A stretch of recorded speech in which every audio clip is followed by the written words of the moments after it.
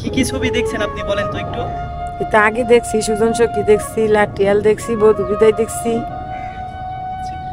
নায়ক ফারুক যখন বাড়িতে আসতেন তখন কিন্তু এই যে রুমটি দেখতে পাচ্ছেন, এই রুমেই কিন্তু তিনি বসে আড্ডা দিতেন, গল্প করতেন, এলাকার মানুষের সাথে এখানে বসে কথা বলতো। আর এখানে কিন্তু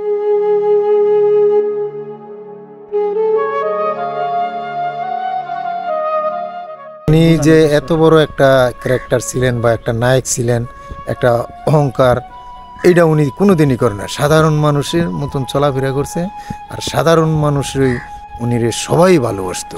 উনি ভালো দেখি তো আপনারা এতদিন ওনাকে মনে রেখেছেন। অবশ্যই অবশ্যই, ওনার দানের হাত ছিল বিশাল বড়, ঠিক আছে।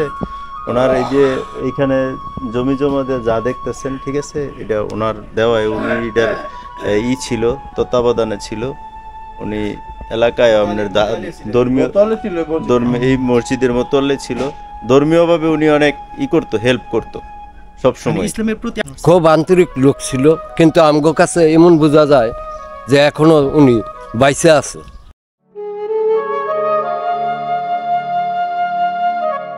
গাজীপুর জেলার কালীগঞ্জ উপজেলার তুমিলিয়া মিশন বাস স্ট্যান্ড থেকে একটি ব্যাটারি চালিত রিকশাতে করে যাচ্ছি বাংলা চলচ্চিত্রের অন্যতম জনপ্রিয় অভিনেতা নায়ক ফারুকের গ্রামের বাড়িতে। এই বাস স্ট্যান্ড থেকে নায়ক ফারুকের গ্রামের বাড়ির দূরত্ব মাত্র 5 কিলোমিটার।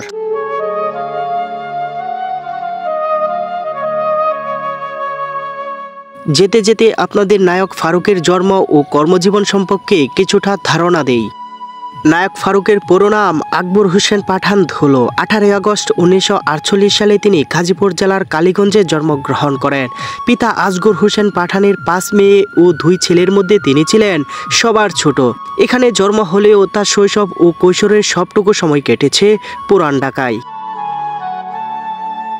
একই সাথে তিনি বাংলাদেশি চলচ্চিত্রে অভিনেতা, প্রযোজক, ব্যবসায়ী ও রাজনীতিবিদ ছিলেন। 1971 সালে এইচ আকবর পরিচালিত ঝলছবি চলচ্চিত্রের অভিনয়ের মাধ্যমে তার চলচ্চিত্র জগতে অভিষেক ঘটে। তিনি 1975 সালে লাঠিয়াল চলচ্চিত্রে অভিনয়ের জন্য শ্রেষ্ঠ 500 অভিনেতা বিভাগে জাতীয় চলচ্চিত্র পুরস্কার লাভ করেন।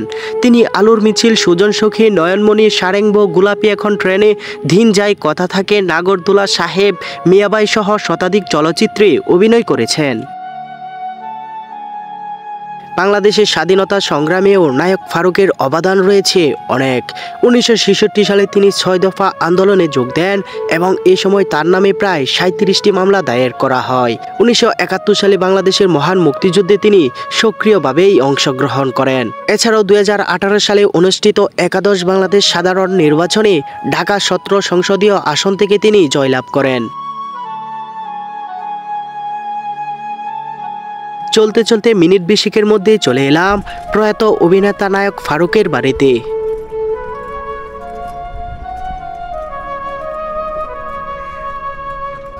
আসসালামু আলাইকুম বন্ধুরা। ওই যে বাড়িটি দেখতে পাচ্ছেন পুরাতন, এই বাড়িতে কিন্তু নায়ক ফারুক বসবাস করতেন। আর দেখুন এখনো কিন্তু সেই পুরাতন বাড়িটি রয়েছে। আর পাশাপাশি তাদের বংশধরই নাকি এখানে একটি বাড়িতে বসবাস করে। আর এটি হচ্ছে তাদের পুরাতন বাড়ি। ভাই, বড় ভাই, উনি এলাকার খুব সেবামূলক, সাধারণ মানুষের সাথে খুব মিশত, সাধারণ মানুষকে খুবই ভালোবাসত। এদের আপনার বিশাল অনুদান এই এলাকায় মধ্যে। ওরা মসজিদ দিয়ে গেছে, গোরস্থান দিয়ে গেছে। আসতেন গ্রামের বাড়িতে তখন কোন জায়গায় থাকতেন, কোন বাড়িতে? উনি যে এই যে ঘরটা দেখতেছেন আপনি, এই ঘর, হ্যাঁ পিছনে যে ঘরটা দেখতেছেন, এই ঘরেই বেশিরভাগ। আচ্ছা, এই ঘরটা কি উনি নিজেই নির্মাণ করছে। আর ওর আব্বাই এই যে এই ঘরটা তুই গেছে, ওর আব্বাই, মানে এই পুরাতন ঘরটা না?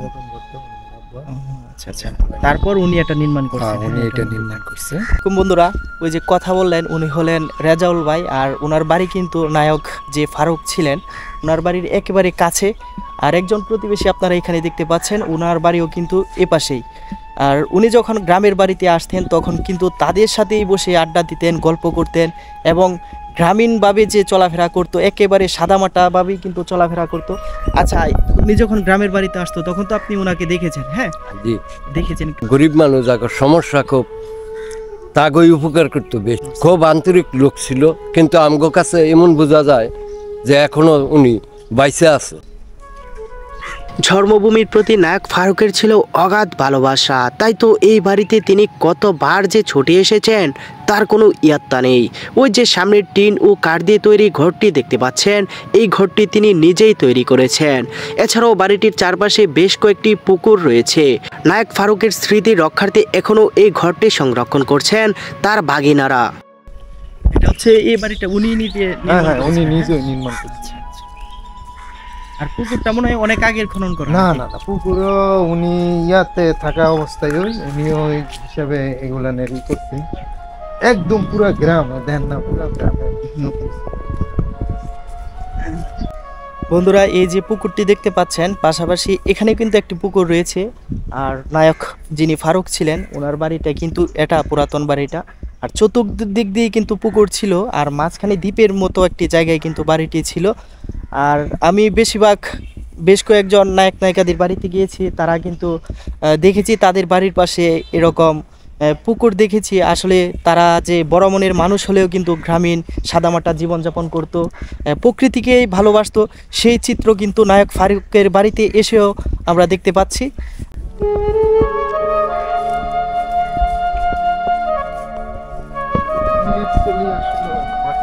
এখানে এখন বর্তমানে কে কে বসবাস করতেছে এখানে? বংশধর হিসেবে উনি দুই ভাগ্নে আছে।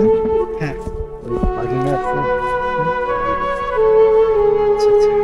ভাগিনা আর বোন। কাকা লাগে তানি খুব ভালো মানুষ আছে। ওনার কি কি ছবি দেখছেন আপনি বলেন তো একটু।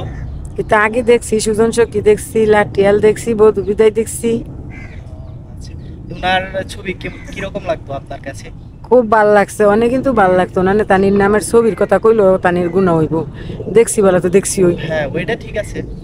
আচ্ছা আচ্ছা, উনি ব্যক্তিগত জীবনে কেমন মানুষ ছিলেন? ব্যক্তিগত জীবনে খুব ভালো লোক ছিল উনি।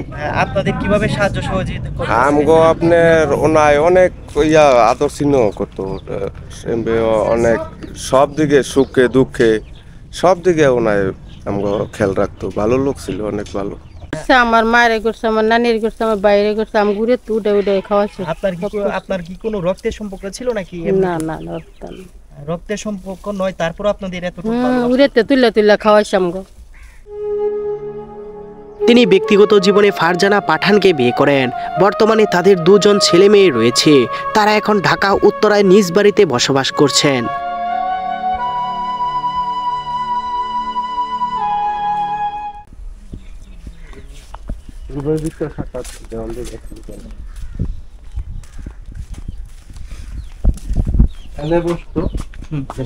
মানে বারিন্দার মধ্যে বসতো না?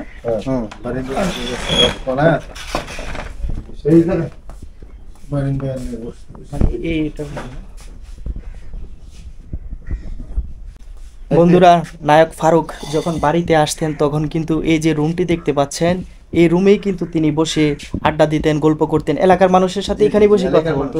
আর এখানে কিন্তু বারান্দা রয়েছে, এখানে বসে কিন্তু উনি কথা বলতেন। আর এখানে যদি আপনারা দেখেন, জানালা দিয়ে কিন্তু বাইরের পুকুর দেখা যায়। আসলে কি এক মনোরম পরিবেশ! এই পরিবেশেই কিন্তু গ্রামের মাঝে তিনি এলে থাকতেন। আসলে তিনি কিন্তু কথা বলে, এলাকাবাসীর সাথে কথা বলে, এখানে কিন্তু ওনার ভাগিনা রয়েছে, তার সাথে কথা বলে বুঝতে পারলাম, আমি যতটুকু কল্পনা করেছিলাম যে তিনি কতটুকু ভালো মানুষ ছিলেন, এখানে এসে তার চেয়ে বেশি একটি ধারণা পেয়েছি আমি। সত্যি সত্যি তার সম্পর্কে এত কিছু জেনে আমি অভিভূত। আর এখানে হচ্ছে দেখতে পাচ্ছেন উনি হচ্ছে ভাগিনা, আর পাশাপাশি ওনাকে তো দেখালেমই। আর উনি হচ্ছে একজন প্রতিবেশী। আর উনি কিন্তু এটার মধ্যে কিন্তু উনি বসতেন না, বসে মানুষের শুনলাম। আর উনি কিরকম বাড়িতে আসতেন, কতদিন পর পর বাড়িতে আসতেন? মাঝখানে যখন সুস্থ ছিল তখন প্রায় আসতেন, সপ্তাহে একবার দুইবার, মাসে একবার দুইবার তিনবার।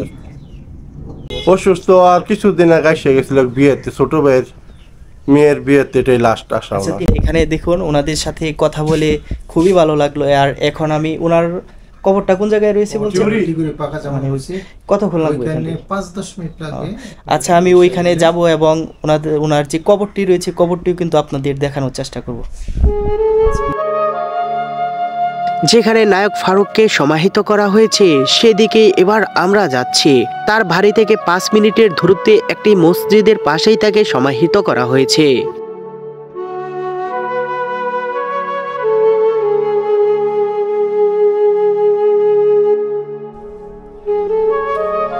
দূর থেকে এই মসজিদটির অবকাঠামো দেখে বুঝতে পারলাম এই মসজিদটি বহু বছরের পুরাতন।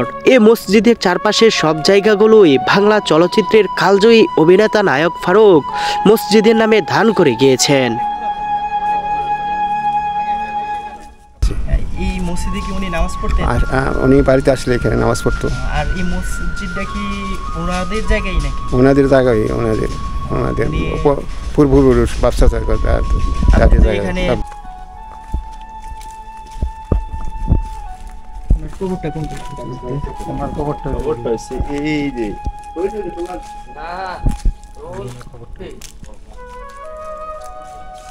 মানে ওই মাটিরটা না? হ্যাঁ হ্যাঁ ই করে নাই তো, মানে একেবারে সাদা মাটা নাকি?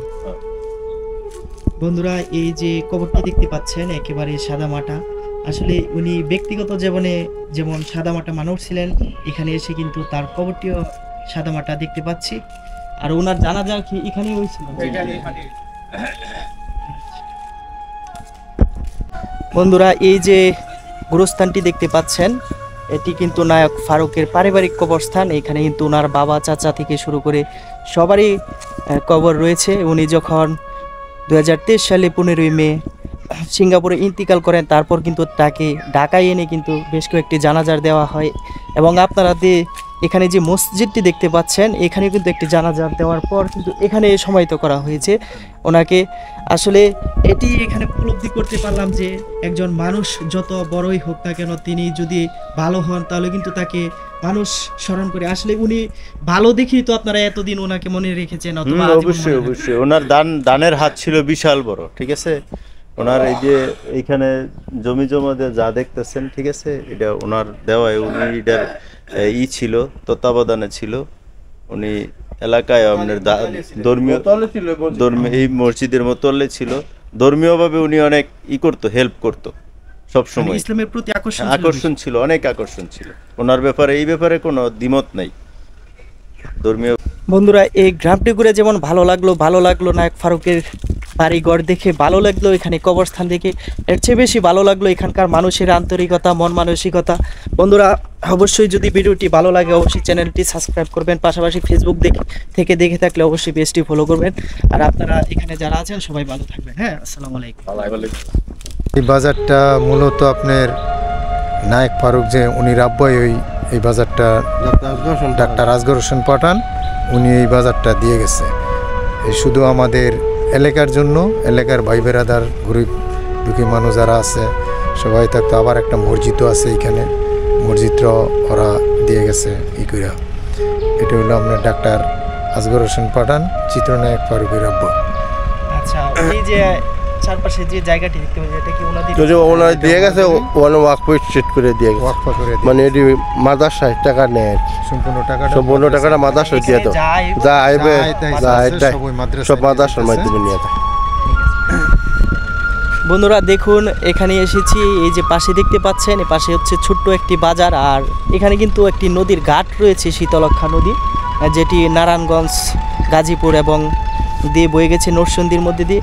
আর এখানে হচ্ছে যে ছোট বাজারটি দেখতে পাচ্ছেন, এই বাজার কিন্তু ওনারা যেটি বললেন নায়ক ফারুকের পিতা যিনি ছিলেন উনিই কিন্তু এই জায়গাটি দিয়ে গেছেন। আসলে এখানে যে আয় হবে সম্পূর্ণ আয়টি নাকি এই বাজারের একটি মাদ্রাসায় যায়।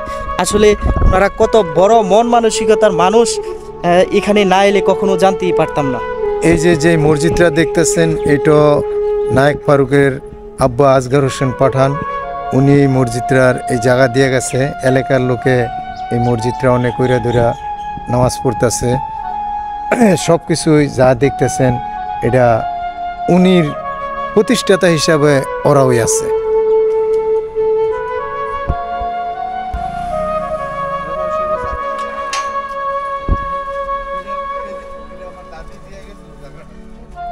এই যে দেখতে পাচ্ছেন কবরস্থানটা, এটা নায়ক ফারুক সাহেবের চাচা, দাদি, চাচি, ওনারা দিয়ে গেছেন সাধারণ জনগণের জন্য, সাধারণ জনগণের জন্য যাতে কবরটা হয়। এই কারণে মানুষ মৃত্যু হইলে বাড়ি দিবে, বাড়ি দেওয়া তো জায়গা নাই, এই জন্য এই জায়গাটায় তারা মানুষের কাছ থেকে কিনে, এই জায়গাটা মানুষের কাছে মালিকানা ছিল না, দিয়ে দিছে কেন ওরা এই শুধু পারিবারিক সম্পূর্ণ টাকাটা এরা বহন করছে। এই জায়গাটা সাধারণ আমাদের গ্রামের মানুষেরা মারা গেলে কোথায় মাটি দিবে, তখন এই জায়গাটা উনি ওই দান করে গেছে।